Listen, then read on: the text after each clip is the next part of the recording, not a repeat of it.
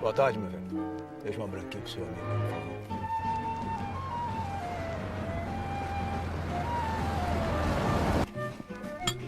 E aí, o que quer de novo? Ouviu a partida de ontem? 2-0 nos russos, hein? Dessa vez levamos a Copa. Temos um scratch tanto, né? Didi, Vavá, Pelé. Como joga o garoto. E o Garrincha? Esse é de outro planeta. Ontem o mundo conheceu um novo futebol. O novo futebol brasileiro. De que adianta, meu velho? A gente pode ter o melhor scratch, mas quando chega na hora do vamos ver, nossos atletas tremem. E o vexame de 50, já esqueceu? Mas a história agora é outra. Temos até psicólogo na delegação, não? E o Feola bolou um esquema novo, né? Botou o Zagallo para atacar e marcar. A coisa tá organizada. Não gosto. Garrincha eu não gosto. Prefiro o Joel. É muito mais frio, preciso. Só dribla quando realmente é necessário. Cruza bem. Eu acho que o Feola tá cometendo um erro. Quem tinha que ser o titular era o Joel. Garrincha com aquelas pernas tortas, sempre driblando pro mesmo lado. Isso é coisa de circo, rapaz. O Garrincha é alegria, é futebol com sorriso, como deve ser o futebol brasileiro. Eu li no jornal de ontem sobre a vitória contra a Rússia. Meu caro, se o Nelson Rodrigues disse que tínhamos complexo de vira-lata, quando o Garrincha deu o primeiro drible no russo, começamos a chutar esse negócio para escanteio. Ah, pode ser, mas eu não boto fé. Na hora H, o brasileiro sempre entrega o jogo. É a nossa sina. Eu não acho que dessa vez vai ser diferente, não. Digo mais, são os brasileiros que estão mostrando como serão as cidades do ano 2000. Sabe por quê? Porque no Brasil o futuro é logo ali. Aí eu acho um desperdício gastar uma fortuna para construir uma cidade enfiada no meio do nada. Eu acho extraordinário. Já parou para pensar que estão construindo uma cidade no meio do nada?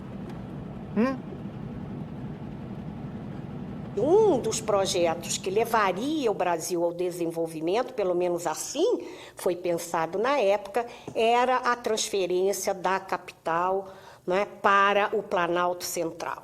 Mas a ideia de construção de uma nova capital no Planalto Central era uma ideia muito antiga.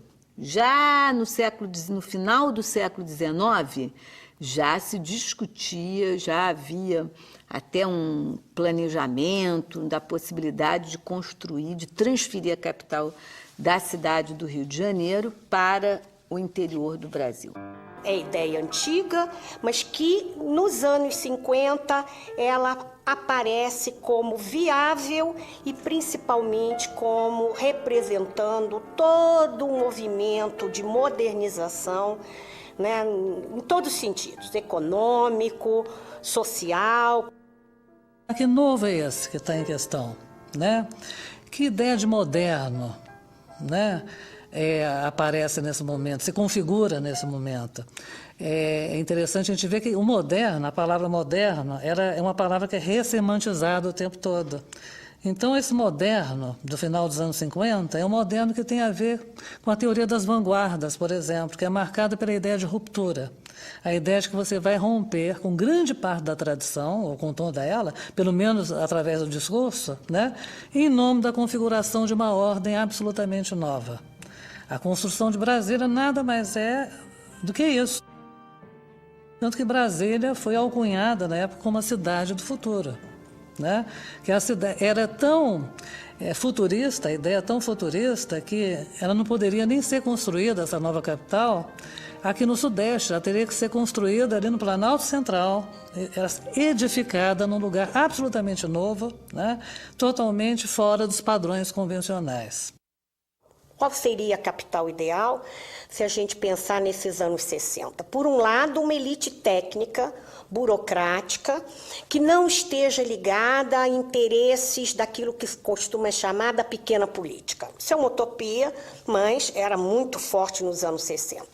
Uma outra era a utopia do planejamento. Brasília é um modelo, de certa maneira, paradigmático dessa cidade, né, planejada, não há engarrafamento, não há esquinas, enfim, não há condição, ou pelo menos é muito difícil naqueles anos 60, de se imaginar manifestações de rua em Brasília.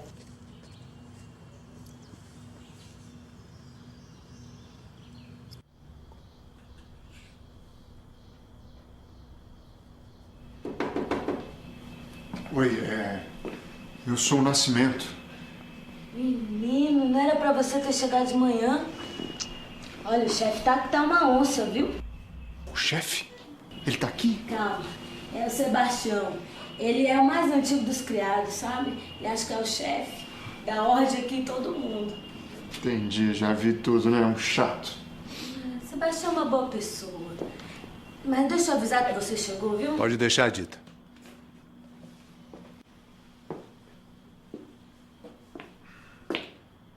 Atrasado no primeiro dia de trabalho, rapaz? Que impressão espera causar? Esse é o mal da juventude de hoje.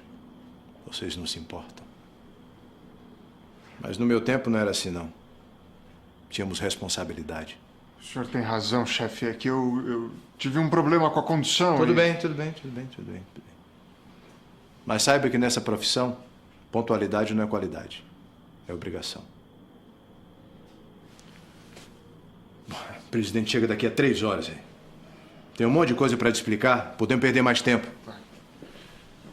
Do ponto de vista político, temos que lembrar que tínhamos acabado de sair do trauma do suicídio de Vargas, né? Da tentativa de golpe, de não deixar JK tomar posse. Portanto, era um quadro político de incerteza muito grande. Nós vemos que o Juscelino já assume num contexto de grandes dificuldades, né? Algumas ameaças de rebeliões, uma oposição desde o primeiro momento da UDN e de forças ligadas a militares, né? Capitaneadas fundamentalmente por Carlos de Lacerda. E então, os primeiros meses do governo JK são bastante instáveis, né? Essa ideia que nós temos também da estabilidade do governo JK, né? Do tempo todo de anos dourados, na verdade, foram anos também pesados e difíceis. Você foi bem recomendado pelo pessoal do cerimonial. Tem boa formação, faculdade, coisa rara. Mas seu serviço aqui não vai ser fácil, não. Eu era o primeiro mordomo do Palácio das Laranjeiras, mas estou me aposentando. E graças a Deus não vou precisar me mudar para esse fim de mundo. O que é, Dita? Nada não, seu Sebastião. Aqui, o feijão aqui passou do ponto. Sei. Ela não concorda comigo. Para ela tudo é festa. Mas eu leio o jornal, eu me informo e acho um absurdo construir uma cidade nesse deserto. Absurdo é o deserto, seu Sebastião. Da capital do país tem que ser o Rio de Janeiro, rapaz. Uma cidade com história, com passado, que já abrigou um imperador, foi palco da proclamação da República. Mas basta meia dúzia de estudante ir pra rua reclamar do aumento do preço do bonde pro Rio parar. E aí já viu, né? O Brasil que para. Isso é motivo para vir para esse fim de mundo. O presidente quer trazer o progresso pro centro do país, seu Sebastião. Ele é uma espécie de bandeirante do século XX. Mas não do tipo que quer desbravar e seguir em frente, não. Ele é como um pioneiro. Quer fincar raízes, colonizar, abrir estradas. Como a Belém Brasília. Sei. Uma estrada que liga o nada ao lugar nenhum. Sei, tô entendendo. Por enquanto, seu Sebastião, por enquanto. Veja, o Brasil é esse gigantesco deserto exatamente porque não temos estradas. A construção de Brasília e do cruzeiro rodoviário vai resolver esse problema. Fortaleza, Brasília, Belo Horizonte, Brasília, Goiânia, Brasília e a mais espetacular de todas, Belém, Brasília. Essas estradas vão levar o crescimento para o interior. Menino tem isso tudo mesmo, hein, Sebastião? Os longos caminhos da nova civilização brasileira. Brasília a irradiar-se para o norte, para o centro e para o sul. Todo um vasto sistema circulatório de um país, cuja imensidade territorial faz com que a construção de estradas vitais seja uma épica aventura. Não podemos esquecer que a figura pessoal do Juscelino e, portanto, né, o seu cosmopolitismo, a maneira como ele via, né, a política, a maneira como ele encarava os desafios que se colocavam naquele momento, é um pouco a ideia do homem certo no momento certo. JK era um homem bastante diferente, com um perfil de personalidade, principalmente se nós compararmos com os presidentes de antes, principalmente de Vargas, né? Que foi um homem que não viajava, um homem que circulava muito pouco fora do Brasil, né? Enquanto o JK produziu uma imagem de um presidente dinâmico, JK dentro de um avião, JK em cima de um trator. No fundo, muitos presidentes depois, mais tarde, vão um pouco querer copiar, né, esse estilo JK de fazer política. Então, o JK ele realmente se distingue muito, ele imprime uma nova maneira de um presidente se comportar. Olha, vamos deixar dessa conversa fiada, que o tempo está passando e daqui a 2h30 o presidente chega. Sua rotina vai ser puxada aqui, o presidente dorme pouco, 5, 6 horas por noite. E quando abre os olhos já começa a trabalhar. Recebe os auxiliares já no café da manhã. Queijo Minas, pão, fruta. Fruta da estação, né? E o que não pode faltar jamais. 2 bifinhos bem fininhos. Depois do café da manhã, o presidente então recebe ministros, governadores, prefeitos. Depois do almoço, o presidente tira um cochilo. Ele vai para o quarto, veste o pijama e prende a cortina com um alfinete. Por isso, mantenha sempre um alfinete na gaveta do criado mudo. E é proibido dizer a quem quer que seja que o presidente está dormindo. Para todos os efeitos, o doutor Juscelino não dorme de dia. Entendeu? Sim. Anote isso aí e coloque em destaque. Depois do cochilo, o presidente está pronto para voltar para trabalhar. Aí ele vai até tarde. Se prepare, que o homem não cansa de trabalhar, viu? Mas também sabe se divertir, viu? O meu pé de valsa, menino, adora dançar assim, ó, coladinho com os rostos nos brotos. Essa é a dita. Vamos falar da toalete do presidente agora. Os mais idosos, vamos dizer assim, embora eu não me inclua muito nisso, mas se lembram do presidente Bossa Nova, se lembram do presidente que dançava, do presidente que tocava violão, que cantava Peixe Vivo. Então, era uma proposta, de fato, de romper com um certo passado que era avaliado, né, como alguma coisa muito conservadora. Em termos culturais, podemos pensar bossa nova, cinema novo, né? Em termos sociais, uma emergência muito forte, né, de um proletariado que sai do campo e vem para a cidade. O mordomo deve ser discreto, invisível, não deve nunca ser notado, mas deve estar sempre por perto, a postos. Quando o presidente pensar em tomar um chá, você já deve estar com a xícara na mão. Enquanto o presidente toma banho, você deve deixar tudo arrumado. O doutor Juscelino não gosta de perder tempo, portanto, quando ele sair do banheiro, já deve estar tudo em ordem. Na cadeira, uma camisa desabotoada. A calça deve ficar em cima da cama, sem suspensório nem cinto. Meia enrolada pelo avesso. Sapato sem cadarço. Lenço branco no bolso do paletó. E a gravata o presidente escolhe pessoalmente. O doutor Juscelino gosta de se vestir em 10 minutos. Agora eu entendo. Só um homem tão apressado pode construir uma cidade em 3 anos e meio.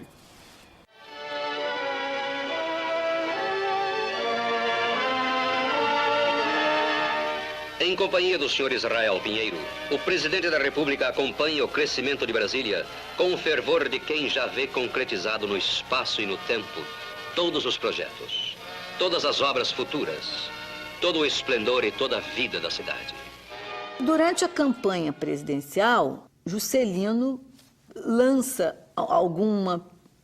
num comício, uma manifestação pública, um indivíduo que estava entre o público faz uma pergunta relacionada a essa questão e ele se compromete a fazer a transferência da capital. E quando ele, junto com a sua equipe de campanha, prepara o seu programa de governo, né, e elabora o que vai vir a ser chamado de plano de metas, né, que se constitui de 31 metas, Brasília era chamada meta síntese e era a 31ª meta deste plano. O foco principal, né, o coração, era efetivamente a superação desses entraves na área de transporte e energia.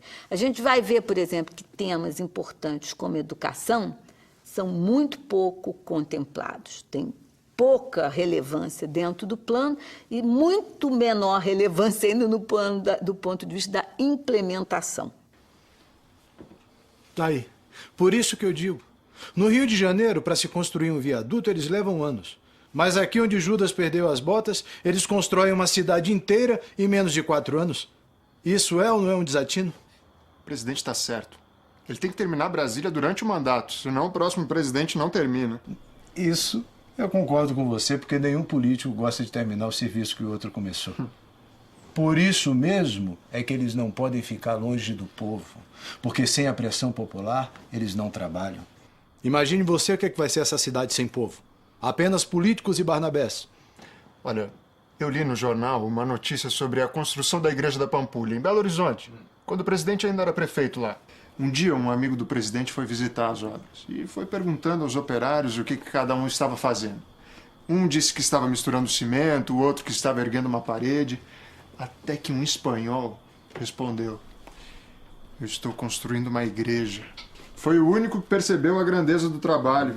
O senhor não está percebendo a grandeza do trabalho do presidente, seu Sebastião. Brasília é um símbolo. É a capital de um novo país, um país do futuro, um país moderno que tem rádio, cinema, televisão, que está deixando de ser uma enorme fazenda que só produz cacau, café, açúcar, para se tornar uma indústria, com fábricas, estradas, automóveis. Logo, logo estaremos produzindo os nossos próprios automóveis. Isso não é incrível, seu Sebastião? É incrível, é incrível. Eu só quero saber quem é que vai pagar essa conta. Quem é que vai pagar os milhões gastos aqui nessa loucura? Isso sem falar na corrupção. Porque por mais bem intencionado que o doutor Juscelino seja, ele não vai conseguir controlar a roubalheira. Rapaz, o que tem de gente ganhando dinheiro com essas obras? Você não está entendendo, não. Você está sendo ingênuo. E o senhor está sendo pessimista. Reparou na planta de Brasília? É um pássaro. Um gigantesco pássaro de asas abertas. Brasília vai levantar voo e o Brasil vai junto com ela, direto para o futuro. Vai levantar voo. E 2 horas para o presidente chegar. Quem vai levantar voo somos nós daqui agora. Tem muita coisa para te mostrar ainda. Vamos lá. Para os homens do litoral, Brasília é uma ideia mais ou menos abstrata.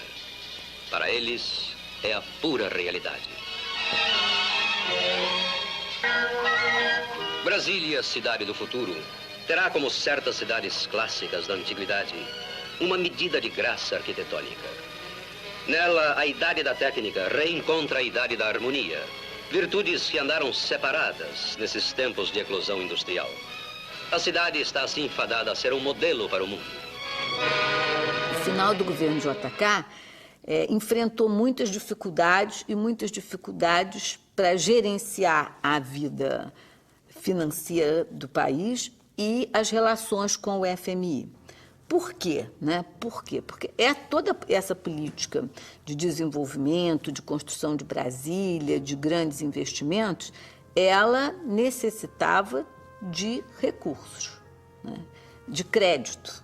E, efetivamente, isso acaba por gerar uma política fortemente inflacionária e de endividamento externo. Nessa memória construída em torno do Juscelino, ressalta-se, destaca-se fundamentalmente esse lado do presidente que construiu Brasília, que o homem do desenvolvimento, o homem da industrialização, mas se esquece da outra face dessa moeda, dessa herança que restou, que é uma herança inflacionária, de endividamento externo, que ficou para que o seu sucessor pudesse equacionar.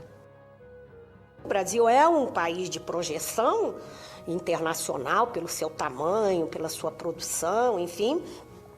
Mas, sobretudo, eu acho que Brasília resultou de uma negociação que Juscelino soube muito bem conduzir e que envolveu, inclusive, a sua própria sucessão. Quer dizer, quando Juscelino foi negociar no Congresso a aprovação, tinha que passar pelo Congresso, né? Os atos de Juscelino, né, não só eram avaliados pela mídia, como requeria exatamente uma negociação mais fina, em que ele jogou, inclusive, a sua própria sucessão, né, que todos sabem foi vencida pelo Jânio Quadros, mas principalmente Juscelino, como habilíssimo político, ele jogou a volta dele à presidência em 1965. Infelizmente, veio o golpe de 64 e Juscelino acabou cassado e, portanto, essa sua perspectiva de volta à cidade que ele havia construído acabou não se dando e, por uma ironia cruel, Brasília acabou sendo, na verdade, a capital do regime militar, né? E eu acho que até hoje Brasília, de certa maneira, ainda paga um certo preço por ter grande parte da sua vida ser feita sob o regime militar. Essa deve ser a última noite do presidente aqui no Catetim. Semana que vem o Palácio da Alvorada fica pronto, eu te ajudo a organizar as coisas por lá, depois deixo tudo em suas mãos. Aí eu vou poder voltar para o meu Rio de Janeiro para cuidar da minha vida. Aquela cidade deve estar uma melancolia só. Tanto tempo sendo o centro do país e agora... O que vai ser do Rio de Janeiro? Que isso, Sebastião. Eu entendo a sua preocupação. Mas o Rio é a cidade maravilhosa, é a vitrine do Brasil e isso não vai mudar nunca. Mas o Brasil precisa de Brasília. Por centenas de anos ficamos só no litoral, de costas para o interior. Agora, com a capital no Planalto Central, tudo muda. O deserto vai ter vida, as rodovias vão sair de Brasília espalhando progresso de forma igual para todo o país.